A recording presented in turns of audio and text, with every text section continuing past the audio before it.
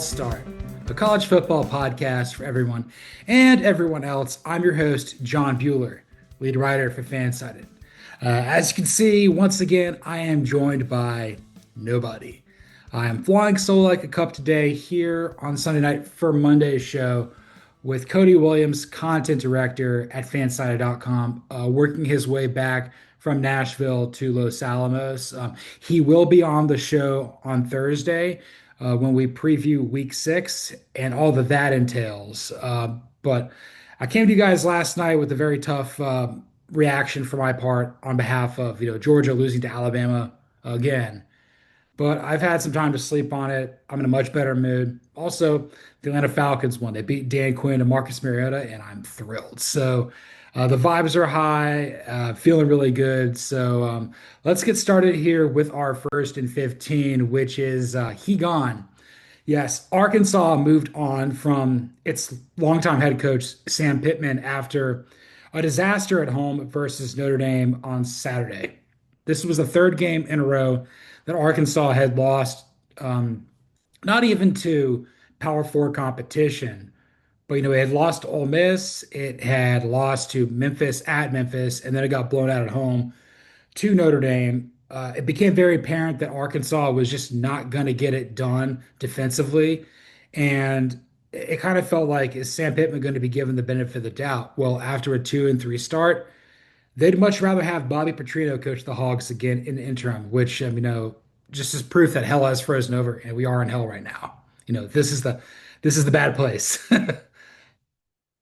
But I do feel for Sam Pittman. This is a guy that was so well thought of previously at Arkansas. When this job opened up in the wake of Chad Morris being an absolute tire fire, he jumped at the bit to go take over Arkansas, and he had them respectable. Like maybe even more so than what Brett Bielema was. I think his final tally in 5.5 years in charge of Arkansas was 32 and 34. But again, you have to remember Arkansas wasn't winning conference games when he got there. Like this was the worst team in the SEC by a country mile, and it wasn't close.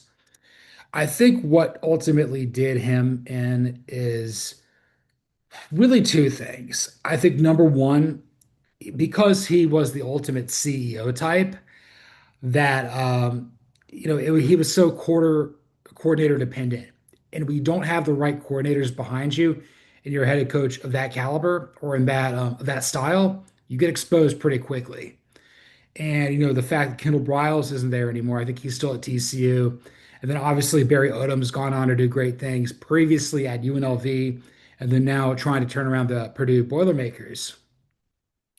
I felt that that really kind of exposed what Pittman was going to do at Arkansas. And I think the other thing here is he just didn't recruit to the level that he should have. Look, even though Arkansas is a state of only 3 million people, this is the biggest ticket in town. There are no pro teams in Arkansas. This is a flagship university. They usually have a competitive football team. They usually have a competitive basketball team, fantastic baseball team, track and field, you name it.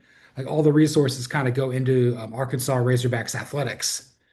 And it doesn't matter that the Waltons are boosters, that Jerry Jones is a booster, that the Tyson Chicken family are boosters, that John Daly is a big time alumnus as well. He just wasn't recruiting at a level that Arkansas needed to do.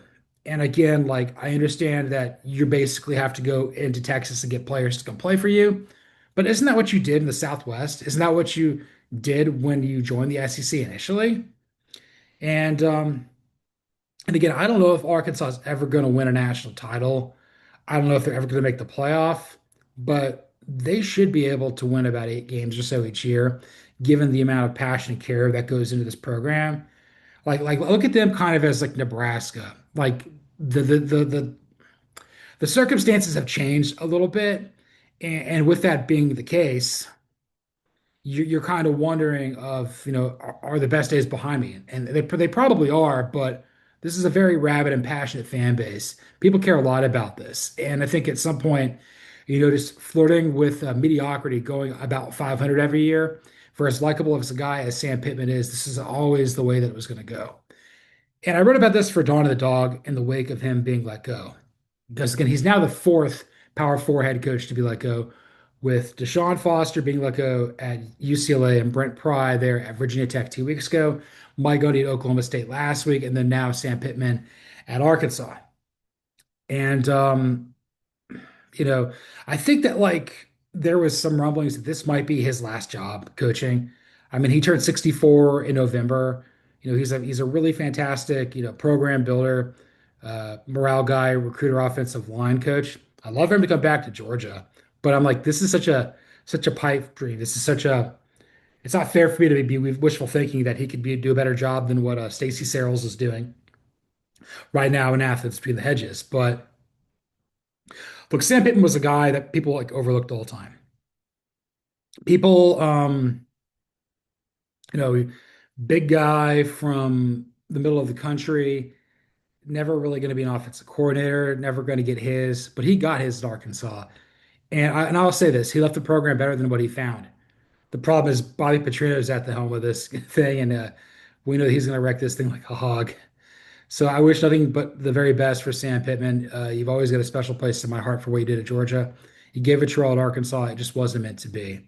And I guess I kind of to tie a bow on this puts pressure on other coaches as well. I think the next, you look at who's on the hot seat now. It's still Billy Napier at Florida. It's still Luke Fickell at Wisconsin. David Braun at Northwestern almost lost to UCLA. That puts the pressure on him. And then I think Hugh Freeze's seat's heating up a little bit there. Clearly because Jackson Arnold's just not good. And then if you go beyond that, I mean, you kind of got to ask yourself, is this the infill line for Kirk Ferentz there in Iowa? Again, they're probably going to let him coach out the rest of his contract if he wants to. But like, Iowa's not making the playoff under its current iteration. They don't score points. So I'd probably put him in that level as well. But I guess just with Pittman, the last thing that I'll kind of add to it with this, because again, like this is gonna be a later topic down the line with he gone eventually, but he gone. So it's the first topic here. Though the big thing is like you may have done this to get out ahead and try to get a really good coach. And again, the fact that you had three other Power Four jobs become available that aren't as good as Arkansas. I would say right now, like Arkansas is probably the best of the four. Certainly more so than UCLA. You can take it or leave it with Oklahoma State or Virginia Tech. You're kind of wondering like, is Virginia Tech ever going to be able to recreate what it did under Frank Beamer? Just like is Oklahoma State ever going to be able to recreate what it did during the peak years of Mike Gundy there in Stillwater? But with Arkansas, you got to remember this. This is very, very, very, very important. There are three bona fide head coaches out there, or head coaching candidates, who have strong Arkansas ties. You've got Mike Norvell at Florida State. He played at Central Arkansas. He dominated at Memphis. He's doing great things now at Florida State. Who cares if they lost to UVA over the weekend or on Friday? These things happen. That's a rivalry game. Tony Elliott's did a great job there in Charlottesville. He could be had because I know Florida State's got some financial issues. Look at his offensive coordinator, Gus Malzahn. He coached at Arkansas State. He briefly played at Arkansas. He had tremendous success at Auburn in the SEC. Auburn hasn't been the same since he left. And I understand that UCF didn't pan out for him, but that's not the easiest job out there. I think this is a guy that could go into Arkansas and have them winning 8 games back to what they could be doing. And then the other guy, ooh, what if he turned heel? Eli Drinkwitz is from Arkansas too.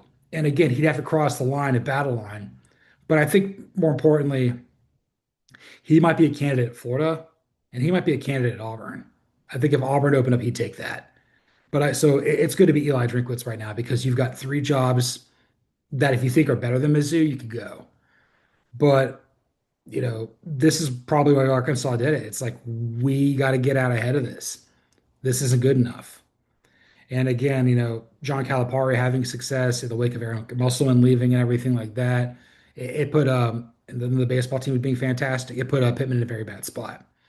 So that's really kind of all I got to say about Sam Pittman and everything like that. I wish him the best, but he gone. Moving on to our next topic here. Let's go with some Stephen P. Swift's second take. My thoughts to the AP Top 25 poll. And again, I'm going to read this 1 through 25, and then I'm going to kind of go through each quintile saying, some of the bigger thoughts that I have. So at number one right now, you have Ohio State. Two, you have Oregon. Three, Miami. Four, Ole Miss. Five, Oklahoma. Um, Six, Tennessee. Six, Texas A&M. Seven, Penn State. Eight, Indiana. Nine, Texas. 10, Alabama. 11 through 15 is Texas Tech, Georgia, LSU, Iowa State, Tennessee. 16 through 20 is Vanderbilt, Georgia Tech, Florida State, Missouri, and Michigan. And rounding out the top 25 at 21, Notre Dame, Illinois 22, BYU 23, Virginia 24, Arizona State 25. Looking at the top five, um, I think they got four of the five teams right. I don't think Oklahoma belongs. I think they're a different team without John Mateer at quarterback. They've got a brutal schedule. I know I was touting the Sooners all season long. The final eight games they got to play this year are just absolutely brutal. There's really no way around it. So I kind of expect them to pull back at some point. As far as the top four are concerned, Ohio State, Oregon, Miami, and Ole Miss, those are all playoff caliber teams. And again, I think the two best teams we've seen this year so far are Oregon and Miami. And I got to be straight with you. I think Ole Miss has been better than Ohio State. I think Ole Miss goes out there and crushes people. I think they score a lot of points. I think Ohio State plays with its food a little bit too much. More importantly, I think Ole Miss is just better coached than Ohio State right now. And we'll touch on that probably, when I rank my playoff field here just in a moment. So that's kind of my thought here. Don't love to see Oklahoma at five, but I get it. That's kind of the context of teams lose, somebody's got to move up. That's how it goes. Six through 10, um, got a lot of problems here. I have no problem with Texas A&M being a top 10 team. I think six is a little rich. I don't know if Auburn's good. I mean, I don't really know how great Notre Dame is, but those are two ranked wins. You have them. They're playing with a lot of confidence. But if Jesse Palmer ever taught me anything during my interview with him, never trust Texas A&M under any circumstance. So I won't do that. Uh, Indiana, I think should be higher than eight. I think they go out there and smush people. And even though it was a close win over Iowa, that's a much better win than I think people will give that credit for. I'm much higher on the Sooners than the AP. And then I'm okay with Alabama being in the top 10 too. I'd probably have them about eight or so, give or take. I think that they've shown that, they're for real. They beat a team that's more talented than them in Georgia at their place, ending a 5+ year home winning streak. So I'm okay with that. My concerns are with Penn State and Texas. I'm not high on either of these teams. It's uh it's starting to become abundantly clear that James Franklin picked the wrong quarterback. Bo Pribula at Missouri is just better than Drew Aller. Drew Aller hasn't gotten any better. He's just the same player. And then Texas, like it's all about the helmet. It's all about the logo. If they play tomato cans, like Arch Manning's going to light them up. When they play somebody of caliber, they're going to lose. Texas is a 9-3 team. They're not going to make the playoff. I can't really be convinced otherwise, unless I see them start playing SEC competition and playing well. I just don't see it. And then 11 through 15, looking across the board there, it's weird seeing Texas Tech ahead of Georgia. I understand that. They're undefeated. Georgia's got a loss. Who'd you take head to head? I know who I'd take.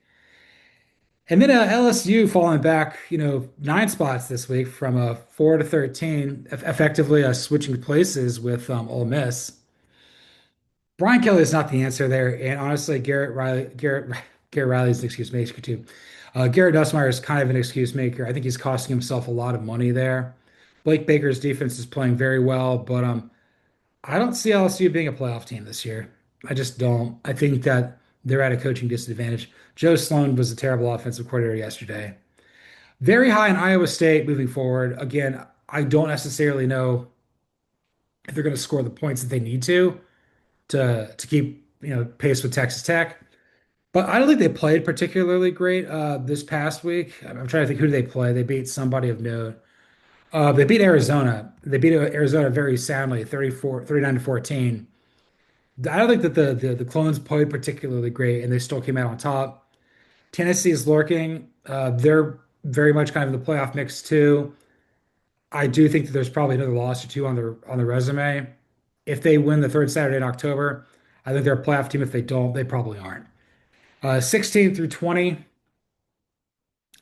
Not really a whole hell of a lot of thoughts here. I look at Vanderbilt, Georgia Tech, and Missouri favorably. Michigan's just kind of around, don't really buy into them. It's kind of amazing that Florida State just pulls back that much after losing to Virginia. And again, Virginia's 4-1. They weren't ranked, but like not looking like a bad loss either. Again, that's a rivalry game, but it really kind of hurts the ACC in some capacity if it's not going to be Florida State versus Miami. That's also, was on the docket for this week, a big game here, and that's kind of been muted a little bit. And then rounding out the bottom half of the bottom quarter quintile of the top 25. Um, Again, I don't really have a problem with any of these here. Notre Dame has bounced back after an 0-2 start with 2 wins. Illinois, we'll touch on Notre Dame here in a little bit. Illinois bounced back and beat USC like I said they would. Maybe not like a drum, but they did win. Illinois, I think, is just a good team. BYU's kind of sneaking up on people, as is Virginia. And Arizona State's one loss on the road to Mississippi State.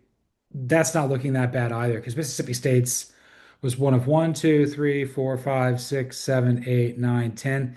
10 teams to receive votes. They got 46 votes, which puts them, I think, in 28th spot behind Arizona State as last team in, South Florida, and Utah. So again, like I don't really have that big of an issue with the bottom of it all. It's just the AP top 25 is so overly reactionary to everything. Like, do I think Florida State's 10 teams worse than what it was? No. Is Ole Miss 9 better than what it was? No. The AP is just so frustrating. I think I've kind of seen like Ole Miss is going to be good. I'm like, Florida State's going to pull back. Georgia's not that bad. It's Alabama's better, but like I do think that they kind of hit the nail on the head with LSU though. So I do feel vindicated there. So without further ado, let's move on to our next topic here with playoffs. You kidding me? My projected 12 team playoff right now and my first four out. And it would have been interesting to see what Cody had to say about all of this. So, and again, we're probably not going to agree on a lot of it here, but this is kind of how I'm feeling.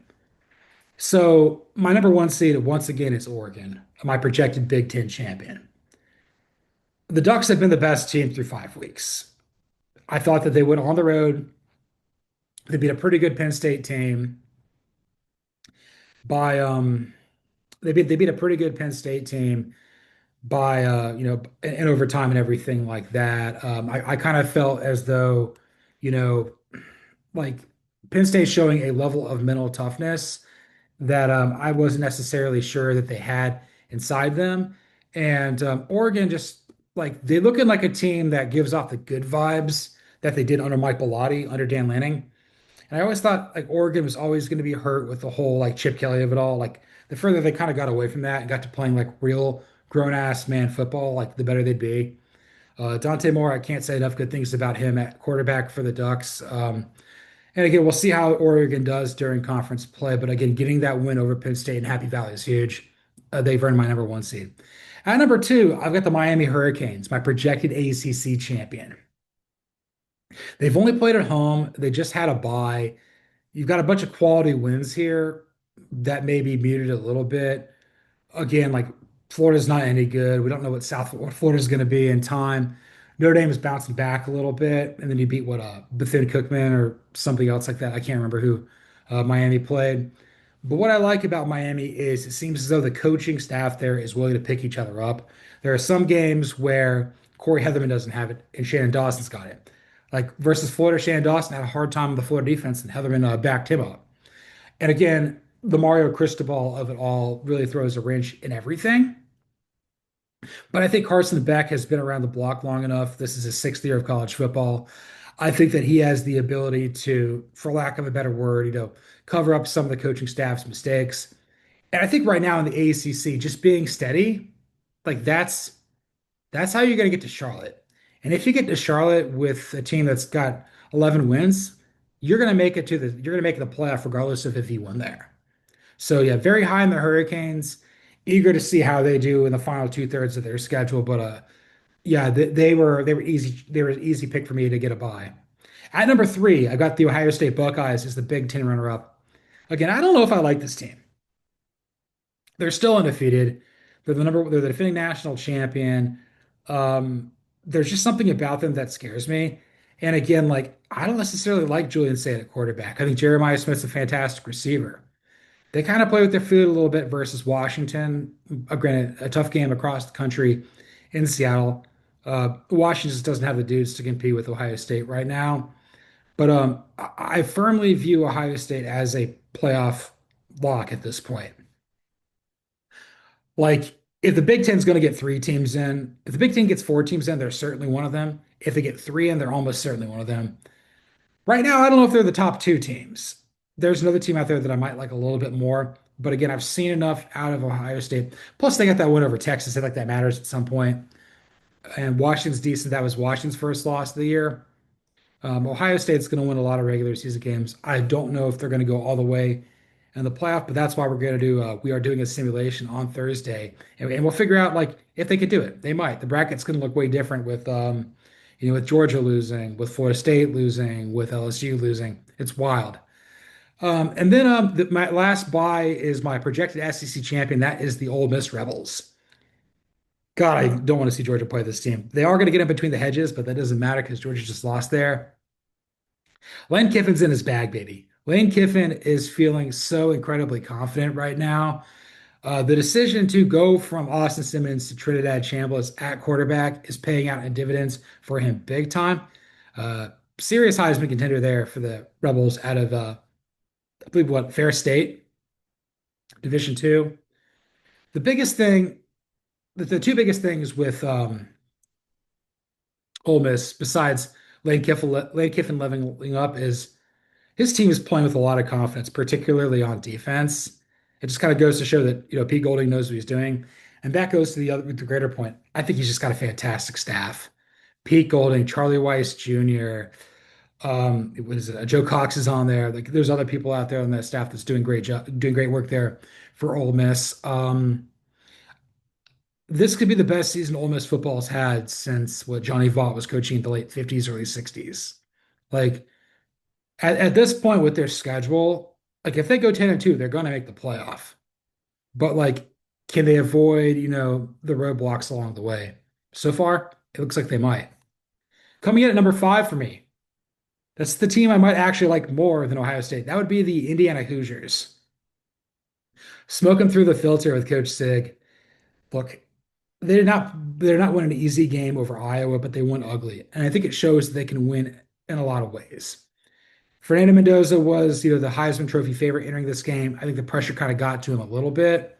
But again, you went up against an Iowa team led by Kirk Ferentz, with the Phil Parker defense. Points could be at a premium in those contests. But I look at Indiana as a team, kind of like Ole Miss, where like I think they're just better than they were a year ago. Like, could Indiana win the Big Ten? Maybe. I was saying that question about, I was saying that exact same question about Ole Miss last week. Now they're my projected team to win the SEC. It really comes down to, I'll look this up really quickly. I'm trying to wonder if like Indiana does play Oregon this year. They do. It's going to be an Autzen in 2 weeks. Oh, that is going to be tough. But like they're on a bye in Oregon. Yeah, Oregon's that's going to be a fantastic game. Yeah, Oregon's undefeated, Indiana's undefeated.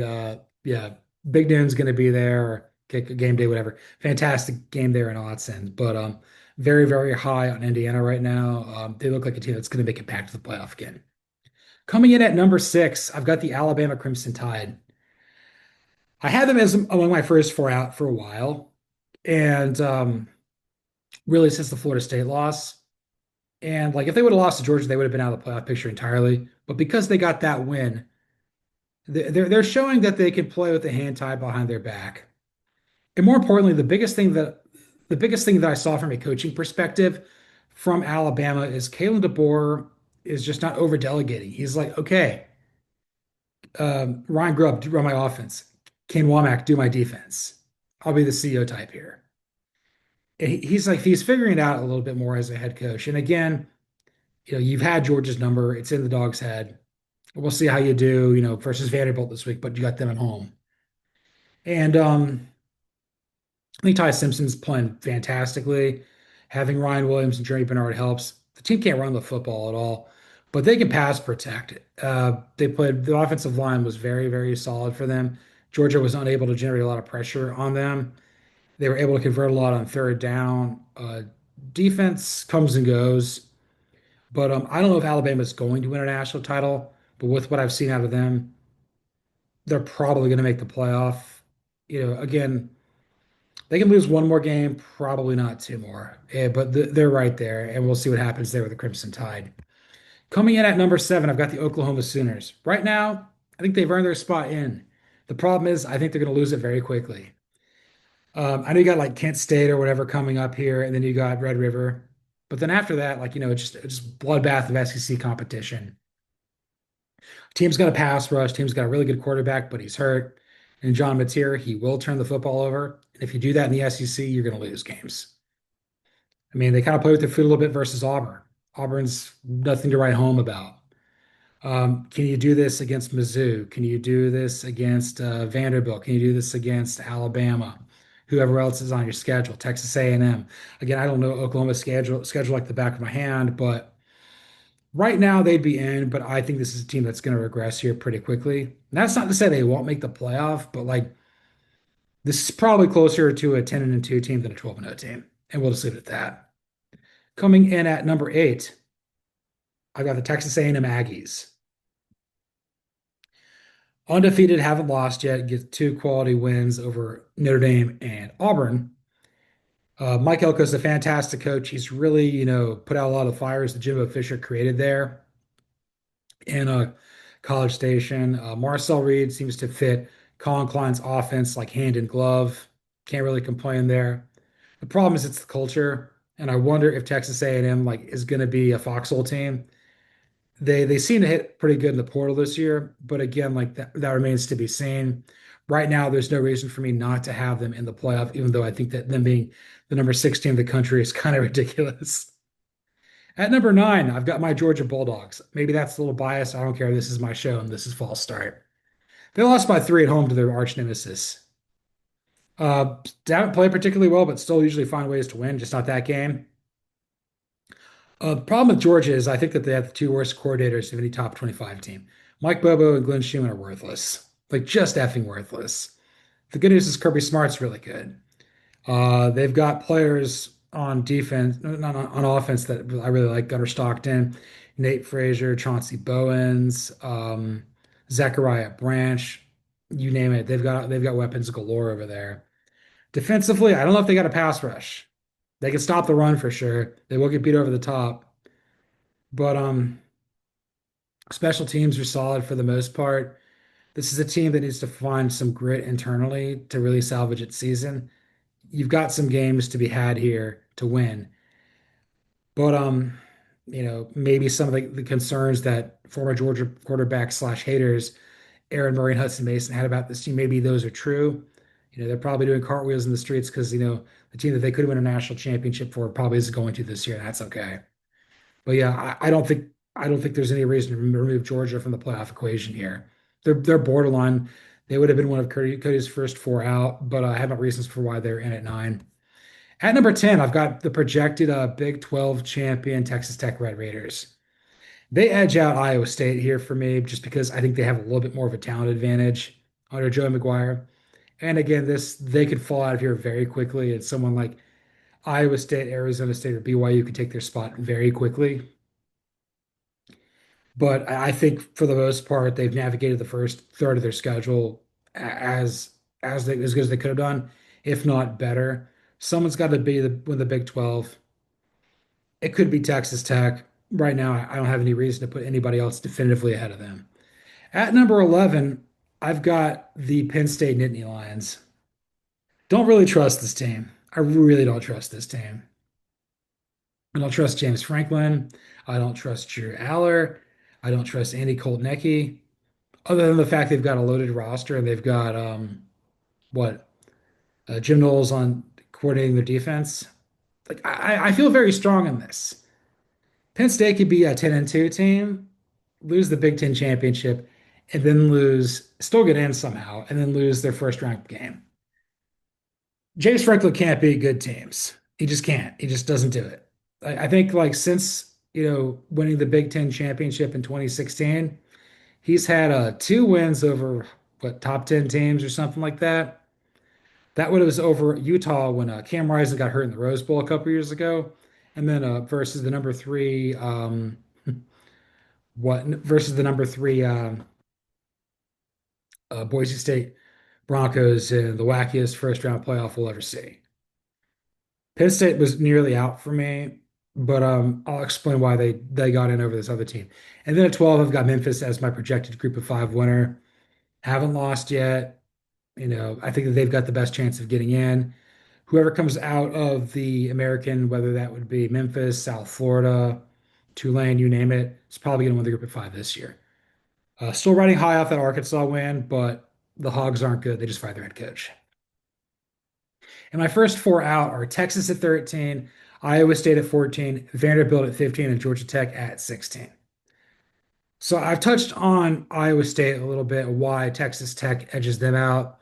The reason I've got Penn State in as the last team over Texas is I think Penn State can like beat quality teams with their quarterback. I know I said they don't beat top 10 teams, but they can beat like top 25 teams.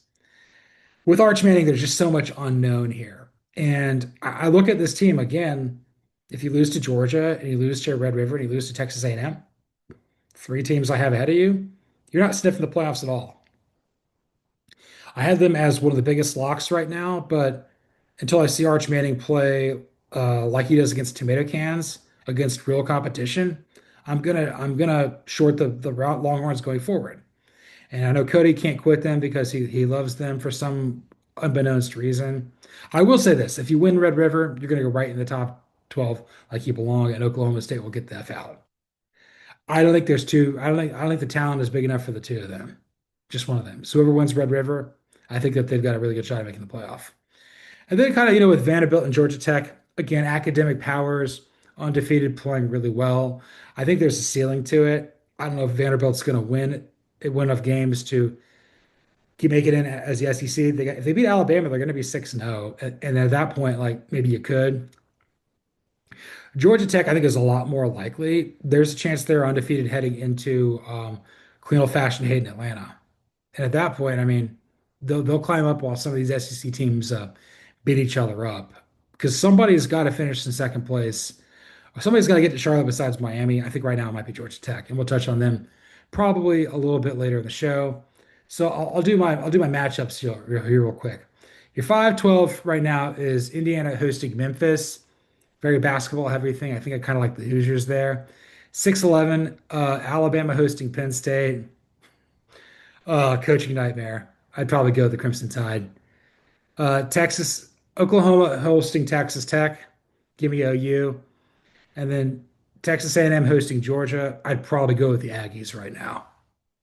So yeah, and so just to kind of go through 1 through 12, my first four out, and then we'll move on.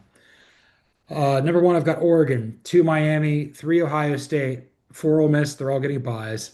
Five Indiana, six Alabama, seven Oklahoma, eight Texas A&M, nine Georgia, 10 Texas Tech, 11 Penn State, 12 Memphis. My first four out are Texas at 13, Iowa State at 14, Vanderbilt at 15, and Georgia Tech there at 16. And I wish Cody was here so I could ask him this question. Let's do some do Hast or do Hast. Does Notre Dame have a second life to make the college football playoff with a 10-2 record? So they lost their first two games. And I think that they would have to run the gauntlet to get in. So you lost your first two games of the season. You lost at Miami 27-24, and then you lost at home to Texas A&M 41-40. So you lost your first two games to teams that are inside the top six right now by a combined 4 points. You beat the tar out of Purdue 56-30, and then you beat the snot out of Arkansas in Fayetteville 56-13. So here's the remaining schedule. You host Boise State on Saturday. Then you host North Carolina State on October 11th. Then you host USC on October 18th in prime time. Then you have a bye. Then you're at traditional rival Boston College on November 1st. November 8th, you host rival Navy. November 15th, you're at Pitt. November 22nd, you're hosting Syracuse. And then November 29th, you're at Stanford. Look, I think Notre Dame is going to be favored to win the rest of their games. I would say there's a few opportunities to slip up there, and whether that's versus Boise State, North Carolina State, or even USC. The final five games of Boston College, Navy, Pittsburgh, Syracuse, and Stanford. Now, if you lose to any of those teams, you're certainly out. And obviously, if you lose to any of these other teams, you're out too. But if we can get into the bye, their second bye week, at what 5-2, the chances of you going 10-2 are pretty good. So you try to sit here and think about this, like how do you force your way back into the playoff field? So we know the Big 12 is going to get a champion and the ACC is going to get one. We know that the group of five is going to get one. So there's 9 spots, Big 10, SEC, 7 spots available who you can have. I would say easily 4 of those spots are going to go to 2 SEC teams and 2 Big 10 teams. That leaves 3 up in the air. Do I think that the Big 12 is going to get a second team in this year? At this time, no, I don't. At this time, could the ACC get 2 teams in? I think that's very plausible if Georgia Tech runs the gauntlet and it's them, or if Florida State bounces back and it's them, or if they beat Miami and Miami doesn't lose. I think the chances of the ACC getting 2 in are pretty high. So you would say at this point, the ACC gets 2, Group of Five gets 1, Big 12 gets 1, and then you would say that the SEC and the Big 12 are getting at least combined 6 in. That's leaving you with 2 other spots. Could Notre Dame get one of them? And I would say definitively the other spot is going to be, to the SEC or the Big Ten in that regard. The question is if the SEC or the Big Ten get 5 in or if they both get 4 in. I think right now the chances of the SEC getting 5 in over the chances of the SEC getting 5 in over the Big Ten getting 5 in is much more plausible because again, right now in my projected playoff field, I've got the SEC getting in 1, 2, 3, 4, 5 teams, whereas I got the Big Ten getting in 1, 2, 3, 4. The fifth team for the Big Ten is not even close. Like I don't even know who that would be. The SEC, I've got 2 other teams on the docket, beyond the 5 there with Texas and Vanderbilt. So you effectively got to go in here and do this. So I don't want to like split hairs and beat around the bush here a little bit with this, but here's the way I'm going to go.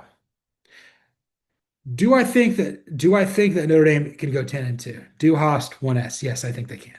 Do I think that they can make the playoff at 10-2? Do host 2 S's because they needed that quality point. More importantly, who are they going to be playing on their schedule that's going to be ranked? When push comes to shove, they're going to be among the first 4 teams out because they're not going to have a quality win. And they were really banking on Boise State, USC, and a couple of other teams being good. They also needed to beat either Miami or Texas A&M, and they lost to both of them. So, a 10-2 Notre Dame team that doesn't play in a conference championship, like the chances of them being in 11-1 Indiana are mathematically impossible from a year ago because they've already got 2 losses. So you would essentially need to have the Big Ten to not be able to put forth a fifth team or even a fourth team. And you would need the SEC to be limited to about 3 or 4 as well. You'd also probably need the Big 12 to not surprise because I think the ACC is probably going to get 2 in here. But I don't know. Like it felt so weird the other day. Like they were kind of out of it, but now they're kind of back in it a little bit more. But then again, like you beat Purdue and you beat Arkansas.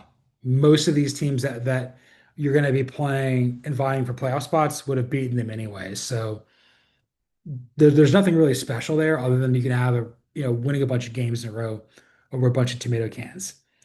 Again, they needed USC. The worst part is like if they beat USC, it's like a double-edged sword. The USC win looks worse. The USC you can't lose to them, so it's kind of like a lose-lose there for them. USC by beating Notre Dame tends to gain a lot more.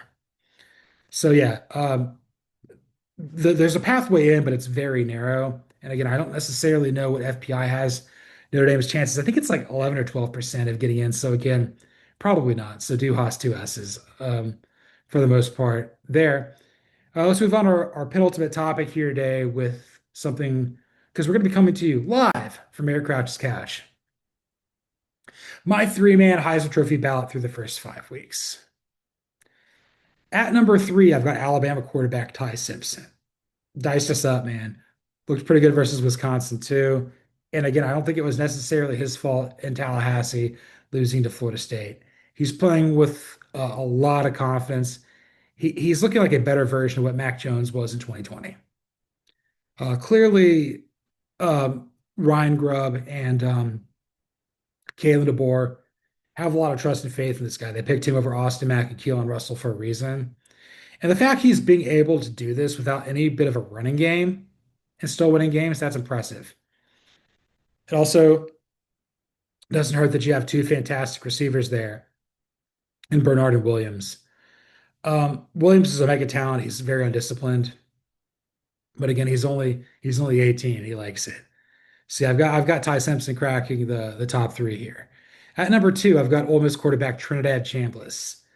This may be a tad controversial, but let me put it this way: him effectively Wally Pipping Austin Simmons for the team that I've got winning the SEC right now, can't overlook that. And I think there's some sort of level of confidence that the Ole Miss offense and even the defense operates with this guy at quarterback. I'm not looking forward to playing Ole Miss later on. Not at all. And I'll say this.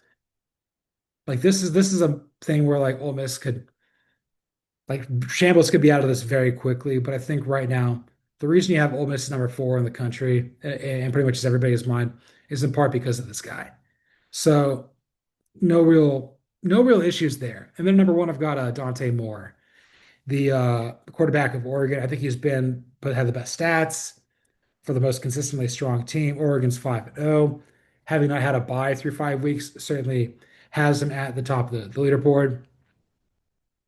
And I think, Beck having a bye, I think Mateer getting a hurt, and Mendoza kind of not looking the part initially in his first week as the presumptive favorite. This really helps Moore out. For the record, Mendoza was my fourth guy.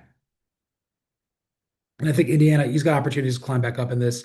Same with Beck. I don't think Mateer will. Because again, like if you miss time, I don't know. Maybe he could if he only misses the Kent State game, but you gotta navigate that tough schedule too. But yeah, I feel pretty confident in my ballot as is right now. I think the only thing that people might have some pushback on is with Trinidad Chambliss at two. Maybe I should have him at four and Mendoza at three, and then he'd have, I don't know, what Simpson at two. Even that was the thing with Simpson. Like I felt weird, like I can't put him at two. I felt comfortable at three, but I ended up going Chambliss at two. So maybe it should have been Mendoza at two, but Chambliss won the bigger game, even though I think that they won by the same margin of 5 points. I don't know. It's apples to oranges here, but it doesn't matter. I've got Dante Moore winning the Heisman right now. And again, a lot can change. Ask the Oregon quarterback who won the Heisman back in 2014. Marcus Mariota lost. Quitter, hate you.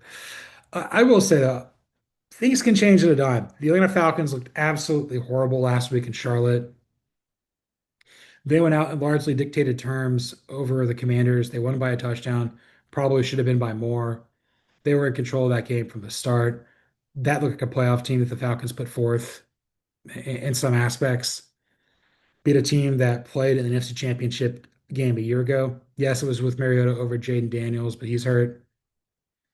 I don't know. It's I guess tie a bow on this with the Heisman of it all. I have a feeling that we're going to be having a different guy added to the top every week. Like it's going to take some time before we really get a guy like, okay, he's definitely going to do it. Like last year, it was kind of like, okay, do you like Dylan Gabriel? Do you like, do you like Ashton Genty? Do you like Travis Hunter? Eventually, like I would have picked Travis Hunter to win the Heisman. Genty was my pick. And then 2 years ago, you had all sorts of different stuff going on. And eventually I came around to Jaden Daniels. But look, I think it's important for the guy who wins the Heisman to be on a playoff team. If you can't be on a top 12 team in the country, you don't deserve to win the award. I'm just saying that. This is what baseball does. Let's give Mike Trout an MVP for a last place team. You weren't that valuable. I don't care if your team sucks. Like, be better. Like, because here's the thing: when you get a Heisman winner, when you get an MVP, you want to encapsulate a very good season for this program because ultimately it's a team award. These guys aren't putting up these numbers without great players around them. And every single one of them who wins that award says, like, I like to thank my teammates and my coaches for putting me in this position to earn college football's highest individual honor. So at this point, like, if you're not on a playoff team or right on the doorstep of it, like I don't care. Like I don't I just you got to win 10 games. How about that needs to be in your resume? You can't be a Heisman finalist if you don't win 10 games. No one's going to agree with me there, but maybe I'm on to something, or maybe I'm on something. I don't really know here. Let's get out of here with our last topic here with some 4 for 4. Slash definitely maybe. I'm going to pick one team from each Power Four league that definitely maybe might be good.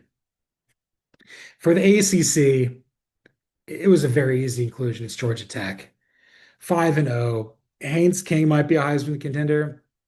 This is a guy that I trust in the fourth quarter more so than any quarterback. He is willing to take this team and put him on his back. And I think at the end of the day, he'll probably get to New York. He's doing things I haven't seen out of, the Ramblin' Wreck since Joe Hamilton. And again, I did grow up a Georgia Tech fan prior to going to Georgia. I just love me some Joe Hamilton. My parents are transplants. You like what's good. And then like the other big thing there with Georgia Tech, Britt Key's a damn good head coach. Buster Faulkner should be a head coach next year. Fantastic offensive coordinator. The fact they're doing this without Tyler Santucci, who left, I think, to go be on the Ravens staff. Imagine if he was there. Imagine how good this team would be, even more so. And I think that their wins are kind of like getting, you know, muted a little bit. Clemson's not very good. You almost lost to Wake. Again, you probably should have lost. But you know what? You still found a way to win it, and you did. And there was a time where Georgia Tech was winning 3 games a year under Jeff Collins. It just kind of goes to show how good of a head coach Brent Key is, and how good of a team he has. This team is probably going to stay ranked the whole year. They're comfortably a top 25 team. It'll be interesting to see how high they climb before they do stumble, if they do stumble. But yeah, not looking forward to playing them in little fashion hate. But yeah, Georgia Tech, easy inclusion there for the ACC. Big Ten, much harder. I had the hardest time with this. I wanted to go with Indiana because Indiana's fun, but they're good. We all know they're good. I think Illinois might be good. And they just happen to play Indiana. And bouncing back and beating USC in a game that like USC completely red-coded, in a game where you had to kind of grind it out and nearly let back. This is a confidence builder.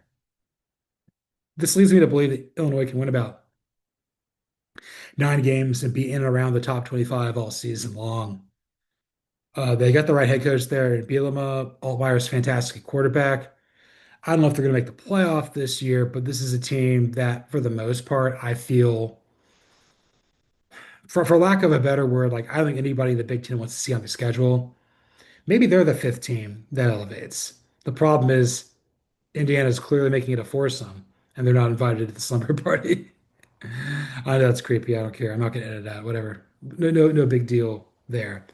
Moving on to the Big 12, I'm going to go with BYU because we've talked about other teams out here. We know what Arizona State's capable of. We've seen what Texas Tech can do. And we also know what Iowa State is under Matt Campbell. I think with BYU, I think we're failing to realize how good of a head coach Klein Sitake is. This is a team that lost Jake Retzlaff. due to him violating university code of conduct. Now he's at Tulane. Cougars haven't lost yet. They're trending up. And again, this is a team that we thought like last year, okay, of the teams that were in the upper quartile of the Big 12, they were the one that was going to pull back. It's Colorado. Maybe it's not them. And again, Iowa State and Arizona State are near the top. And then I think the fourth team right now is Texas Tech. And again, the Big 12 is wacky and wild and wonderful and weird, and anything and everything can happen. But I will say though, I will say that BYU just has they know exactly who they are. It's not going to be sexy. It's not going to be flashy. They're just a damn good football team. Doesn't matter if they've got LDS ties. They're just really good. This is a really good football team that I don't think anybody in the Big 12 wants to play. More importantly, their addition to the Big 12 has made that league better. I'm happy they're in a Power Four conference. I always knew they could do this. So I'm really proud of BYU. And then the SEC, it's Vanderbilt, man. Vanderbilt's effing Tarrant. Uh, got a game day there versus Alabama in the Death Star. Diego Pavia, the live dog, 5-0. He did allow Utah State to cover the point spread. He did give up a lot of points, but Clark Lee knows what he's doing. Vanderbilt's 5-0. Vanderbilt is 5-0, man. And they beat Bama last year. This is in Bama's head. So, and they lost to Vanderbilt immediately after beating Georgia. Granted, that game was in Nashville, but like Vanderbilt, I don't know if they're going to make the playoff because I don't necessarily know if they have the depth of other teams in the SEC. They've got a brutal schedule too.